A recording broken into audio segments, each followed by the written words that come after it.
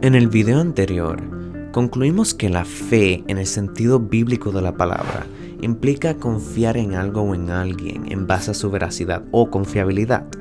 ¿Qué queremos decir con esto? Bueno, en las palabras del filósofo cristiano de la Universidad de Biola, J.P. Moreland, la fe es una confianza en aquello que tenemos razones para creer que es verdad.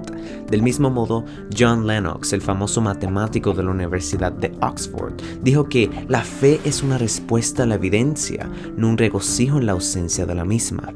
Irónicamente, en última instancia, la fe no es contraria a la razón, es la consumación de la razón. Es decir, la fe es la confianza que expresamos en algo o en alguien, una vez nuestro razonamiento nos lleve a concluir que algo o alguien es sincero, confiable o verdadero. Sin embargo, nunca discutimos ejemplos específicos que demuestren que este es el caso en la Biblia. En este video, pues, estaremos explorando algunos de estos ejemplos. Punto en caso. En una ocasión en que Cristo se encontraba exhortando a sus discípulos a no ser consumidos por la ansiedad y a que confiaran y pusieran su fe en la bondad y provisión de Dios para todas sus necesidades, Él no simplemente les dijo, bueno, solo crean. No, en contraste, procedió a formular un argumento del menor al mayor para demostrarles que si Dios tiene cuidado de los pájaros o de los lirios, ¿cuánto más cuidado tendría de sus discípulos? En otras palabras, a pesar de que los lirios no trabajan, Dios se toma muchas molestias para que ellos florezcan. Dios incluso se tomó muchísimas molestias en su diseño, en su complejidad estética y en la belleza de su simpleza, de tal modo que, en cierto sentido, los lirios demuestran una belleza y un nivel de majestad aún más grande que la ropa más gloriosa y resplandeciente del rey Salomón. Si Dios tiene este tipo de cuidado tan detallado y profundo con flores que hoy están aquí y mañana se marchitan, ¿cuánto más cuidado tendría para con sus hijos? Aún más, Cristo también apeló a sus propios milagros para substanciar sus afirmaciones en repetidas ocasiones. De hecho, muchas de sus afirmaciones más difíciles de creer fueron hechas dentro del contexto de un acto sobrenatural. Por ejemplo, cuando Cristo afirmó ser el pan de vida que puede satisfacer nuestras almas y darnos vida eterna, lo hizo dentro del contexto de la multiplicación de los panes y los peces, alimentando a 5,000 personas de forma sobrenatural. Quizás aún más impactante sea el hecho de que el mismísimo apóstol Pablo, el autor más importante dentro del Nuevo Testamento, se tomó muchísimas molestias en 1 Corintios capítulo 15 para fundamentar la veracidad de la resurrección de Cristo, una de las doctrinas centrales de la fe cristiana.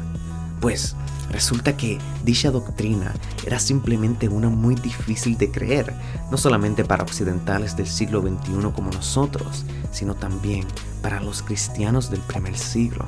Pero, de acuerdo al apóstol Pablo, si la resurrección es una farsa, una mentira, entonces la fe cristiana también es una farsa y una mentira grotesca.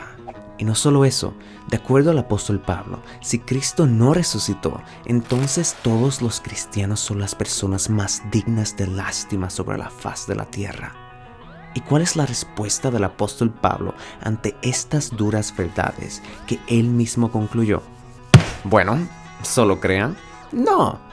El apóstol Pablo procedió a argumentar que Cristo sí resucitó porque él mismo se le apareció resucitado a los 12 apóstoles, se le apareció al mismísimo apóstol Pablo y en una ocasión a más de 500 personas a la vez, a lo que el apóstol Pablo añade que muchos de los cuales estaban vivos aún, como invitando a su audiencia a preguntarles a estas personas acerca de lo que vieron.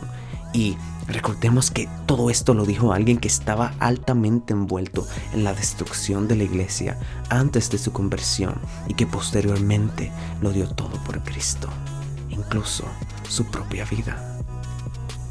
Ninguno de estos ejemplos prueban la veracidad del cristianismo.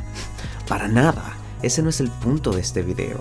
El punto es que el Cristo que nos llama a confiar es el Cristo que nos llama a pensar, a considerar por qué debemos confiar en sus palabras y que el gran apóstol de la fe cristiana es el apóstol que exhortó a su audiencia a indagar acerca de la veracidad de la resurrección a través del testimonio de los testigos oculares.